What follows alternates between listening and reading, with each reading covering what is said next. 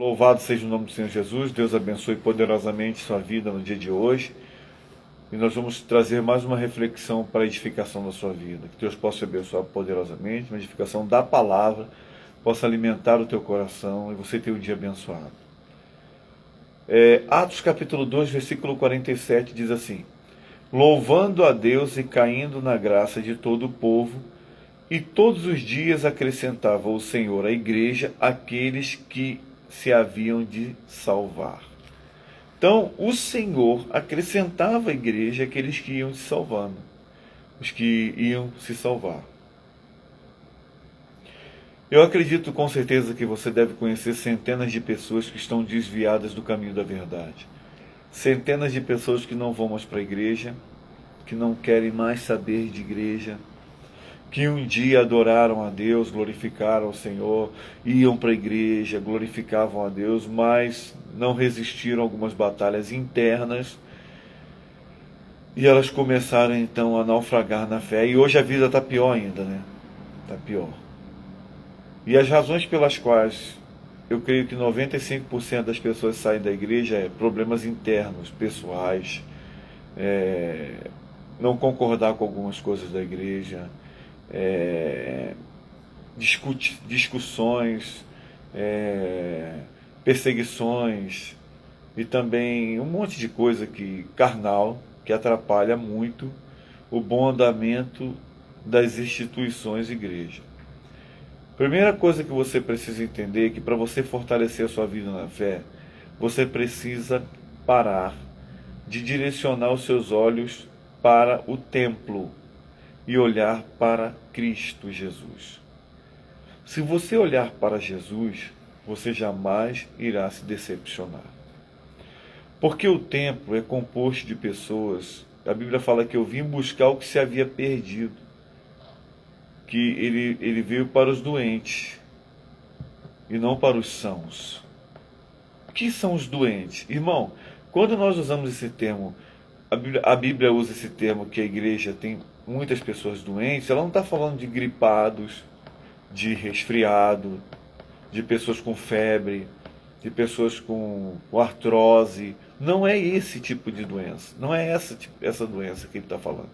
Está falando de doenças da alma, que são pessoas invejosas, maliciosas, malignas, fofoqueiras, pessoas que ainda estão cheias de prostituição, pessoas carnais, pessoas cheias de ódio, e elas precisam ser libertas, e é na igreja que elas serão libertas. Só que elas vão vir dessa maneira.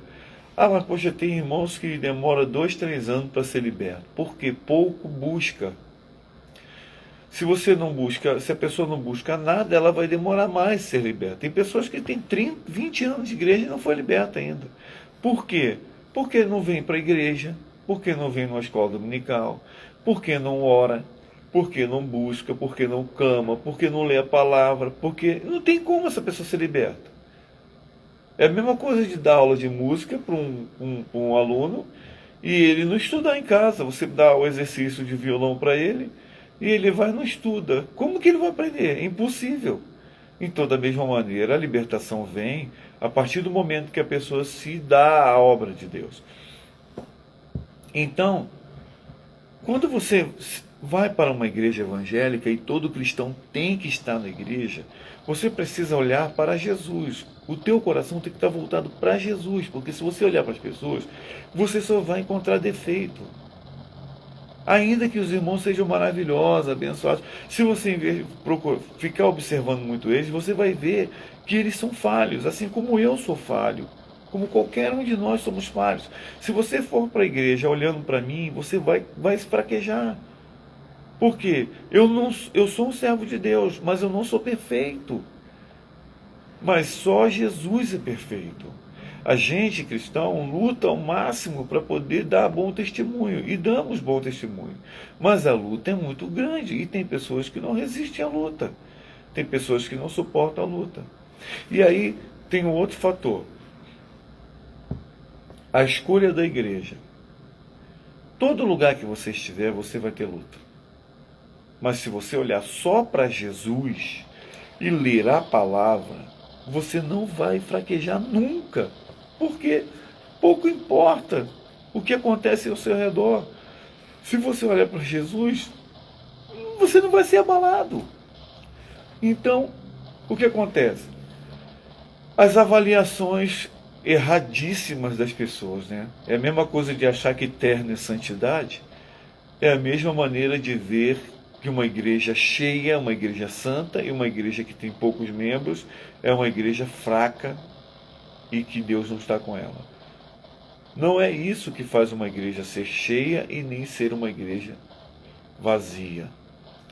Uma igreja, se ela tiver 2 membros, esses 2 membros forem abençoados de Deus, homens de Deus, essa é uma igreja santa.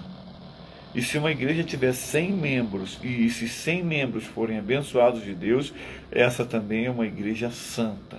Aí você pergunta, por que então que algumas igrejas são cheias e outras não? Porque, pensa você, suponhamos que tem um soldado que só gosta de ir para a guerra sozinho. Ele só luta sozinho, ele acha que atira melhor, ele acha que quando ele vai no combate ele não quer a companhia de ninguém, que todas as técnicas dele são perfeitas e dão certo. E aí um comandante vai e manda 10 soldados para acompanhar esse soldado. Esse soldado aí que acha que vai conseguir, vai fazer tudo, ele não vai usar nenhum dos 10. E os 10 vão ficar parados sem lutar.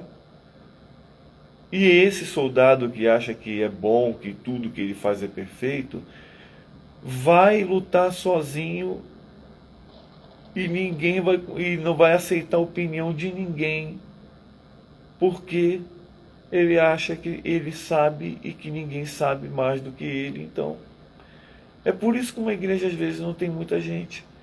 Porque para que mandar obreiro para um ministério que não divide as tarefas? Agora, Deus manda obreiros para ministérios que dividem as tarefas. Por que que Deus faz isso? Por quê? Porque a igreja precisa de muitos obreiros. Muitos obreiros. Esse é o problema que faz as igrejas esvaziarem. Também tem outro fator. Ordem. Observa comigo. Tem gente que vai para igrejas que não confessam a fé verdadeira, mas vai para lá só porque tem horário para começar e horário para terminar. Não é verdade? Tem horário para começar? Opa. Tem horário para terminar? Não importa o que se fala. Porque para algumas pessoas, ir para a igreja, eu vou para a igreja que eu tenho que agradecer que eu consegui não sei o quê. Ah, eu consegui um carro, eu vou para a igreja que eu tenho que agradecer. É assim que as pessoas pensam em igreja. A maioria. Ah, eu consegui um emprego, vou lá na igreja agradecer. Está pensando que está fazendo alguma coisa? Deus não quer nada disso. Deus quer adoradores que adoram em espírito e em verdade, não uma pessoa que vai lá na igreja uma vez para agradecer. Quero agradecer. Vai agradecer todo dia, rapaz. Você tem que agradecer pela vida que Deus te deu, por tudo. E não ir lá na igreja, no templo. Você tem que fazer isso na tua vida, constantemente. E ir para a igreja também. Então o que acontece? E nessa jogada, essas pessoas acabam ficando. Por quê? Que hora começa? 7. Termina que hora? 8. Beleza, vou lá, 1 horinha. Ela vai hoje, gostou, vai no outro dia, vai gostou. Agora, eu estou falando por experiência própria. Já fui em cultos que começa 7 horas, 10h30, ainda não tinha passado a palavra. Já fui em cultos que começa 7 horas, 11 horas o pregador está pregando ainda. Não tem condições. Eu já fui num culto, numa vigília, que o pregador pregou de meia-noite até as 4h30 da manhã. Eu não aguentava mais aquele cara falar. Ele falou a mesma coisa de meia-noite às 4 da manhã, 4h30. E o pessoal já não estava aguentando mais. E o pessoal ia levantando e ele ficava falando mal dos irmãos que ia saindo. Quer dizer, 4h30 de ministração. Chegou um dia que um pastor amigo meu, o pastor Antônio, me mostrou o livro. Quando eu olhei para trás, a capa do livro era o camarada. Eu falei, tá louco, rapaz. Você vai convidar esse pregador? Eu falei para o pastor, quando você convidar ele, não me chama. Porque esse cara prega 4 horas e meia, a mesma coisa ele fala durante 4 horas e meia. Imagina uma pessoa pregando 4 horas e meia, irmão, e falar a mesma coisa. E de madrugada, de meia-noite às 4h30 da manhã, que é que você fica ouvindo ele. Pelo amor de Deus, sabedoria. Eu amo a palavra de Deus, mas ele estava falando a mesma coisa de 4 horas e meia. E eu estava longe de casa, não tinha como ir. Como é que eu tive que ficar lá até 5h30, 6 horas da manhã? Foi uma luta. Quebrou até um contrabaixo que tinha lá, que o irmão esbarrou lá, quebrou o baixo. Muito triste, assim, a má organização. Então, olhe para Jesus. Você vai encontrar um monte de problema nas pessoas. Você vai encontrar muito problema, muita luta, e você vai cair. Olha só para Jesus. Olha para Jesus. Não fica olhando igreja grande, igreja pequena, não. Vai para uma igreja que Deus mandar você ir. E lá você vai servir a Deus. Agora, não pense em chegar e servindo, não. Primeiro espera o tempo de Deus. E Deus vai te preparar. Mas você já é habilidoso, já tem trabalho, você já faz a obra. Espera o tempo de Deus. O Senhor sabe a hora certa. O problema é que nós queremos no nosso tempo. E por isso que as coisas não dão certo. Espera. Deus está te dando um relaxamento, um descanso. Calma. Vai chegar a hora que você vai trabalhar tanto que você vai ficar cansado.